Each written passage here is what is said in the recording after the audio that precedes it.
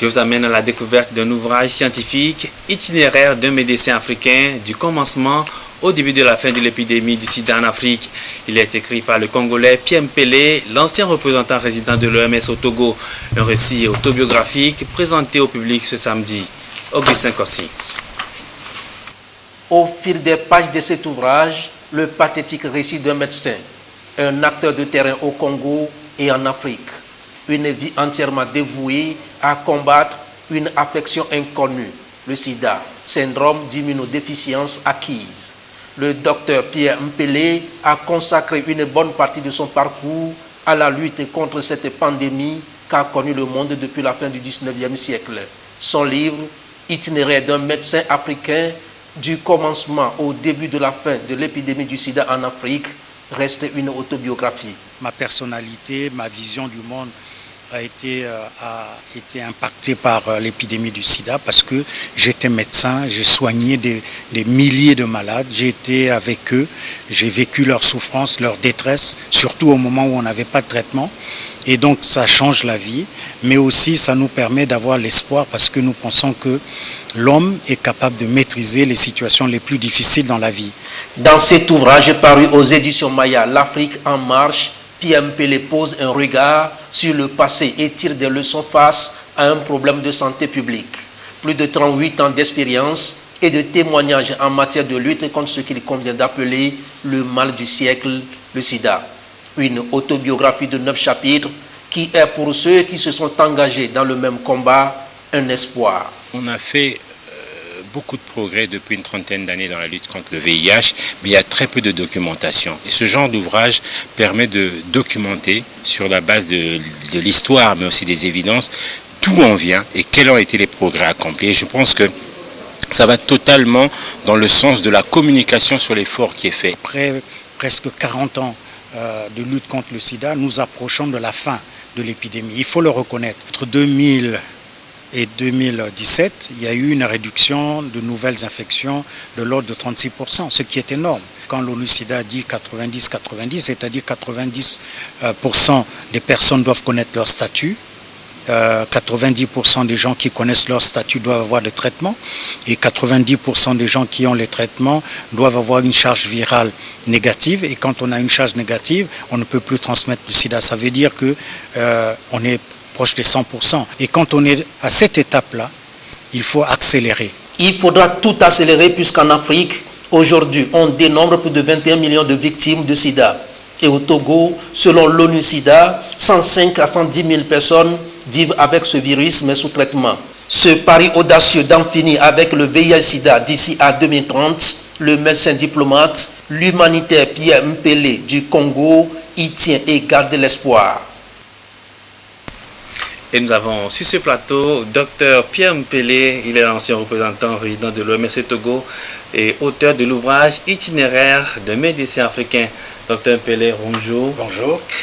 On a suivi tout à l'heure le reportage. Vous avez consacré une bonne partie de votre parcours à la lutte contre le VIH-Sida.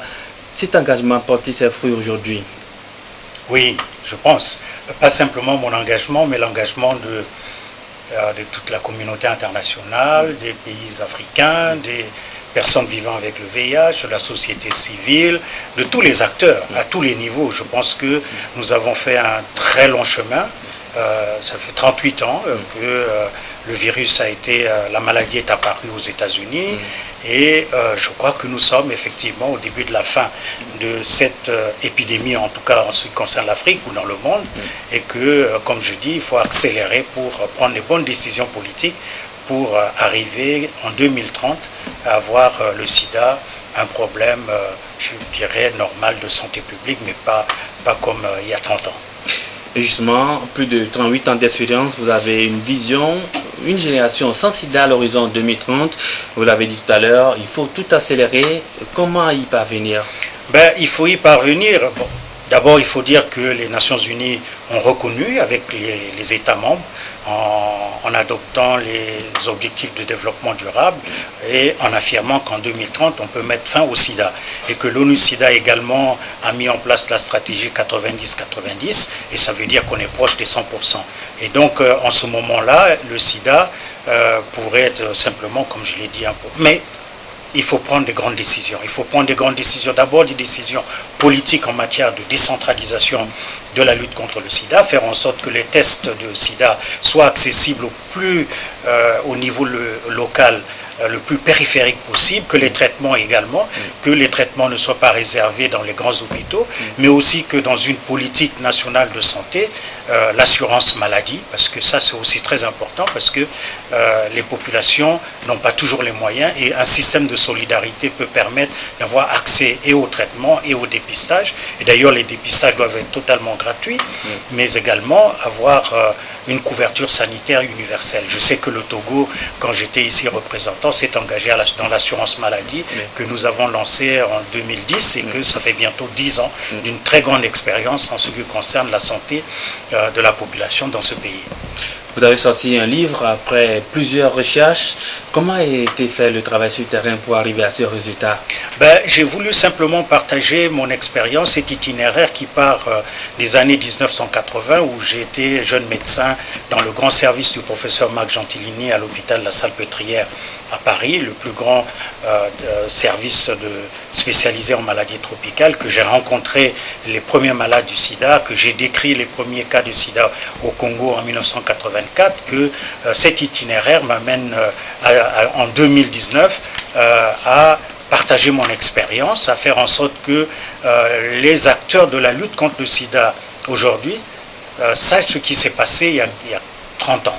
Comment nous avons été impliqués, comment nous sommes impliqués, quelles ont été nos difficultés, nos échecs, mais aussi nos avancées. Je crois qu'il s'agit simplement de partager. Pourquoi partager? Parce que les générations d'aujourd'hui, ou même les générations futures, peuvent utiliser nos difficultés, nos échecs, nos succès pour répondre aux futures épidémies. Il y aura toujours des grandes épidémies, il y en a une pandémie, une ou deux par siècle. Le sida, c'était l'épidémie et la pandémie du XXe siècle. Il y en aura d'autres. Et d'ailleurs, le virus Ebola est une démonstration qu'on a connue en Afrique de l'Ouest, dans les 3 pays d'Afrique de l'Ouest, Sierra Leone, Libéria et Guinée-Conakry. Donc, il faut se préparer. Mais pour mieux se préparer, il faut savoir comment ça s'est passé hier avec les autres épidémies. Donc on peut comprendre que ce livre est destiné aux chercheurs, aux médecins, à tout le monde? Ah oui, à tout le monde. Je pense que oui, aux médecins, aux acteurs, mais à tout le monde, parce que je crois qu'il est important aussi, comme je dis, aux Africains, politiques, scientifiques, hommes de littérature, de partager leur expérience. Il est très important de partager.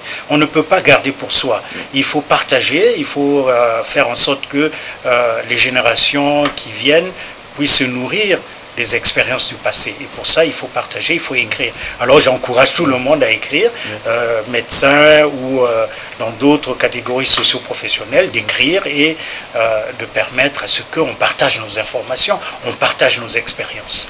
Avant de vous laisser partir, un message à l'endroit de la jeune génération qui vous suit actuellement en matière de lutte contre le VIH-Sida. Il faut s'engager, il ne faut pas avoir peur, il faut s'engager, il faut, comme je dis, mettre au défi ceux qui nous gouvernent. C'était mon cas en 1980 parce qu'il fallait convaincre le gouvernement, convaincre les responsables pour dire le sida est une réalité, donc il faut s'engager. La jeunesse doit mettre au défi ceux qui sont avec nous, ceux qui ont le leadership, la responsabilité, mais aussi s'engager à répondre. J'ai vu que vous avez parlé du plan national du développement. Oui. Ben, la jeunesse doit s'engager. Il ne faut pas simplement regarder, il faut s'engager, il faut qu'ils soient les acteurs, parce que l'avenir, c'est eux. Donc ils doivent s'engager, ils doivent poser les problèmes, ils doivent participer à la vie de la cité. Je pense que on ne peut compter que sur la jeunesse, et c'est la dividende démographique dont l'Afrique bénéficie et qui pourrait faire la différence demain pour le développement de l'Afrique. Merci beaucoup, docteur Pierre Mpélé, d'être passé sur ce plateau. Je rappelle que vous êtes auteur de l'ouvrage Itinéraire d'un médecin africain et vous êtes également ancien représentant résident de l'OMS au Togo. Je suis très heureux de revenir dans mon pays. Bien sûr, bien sûr.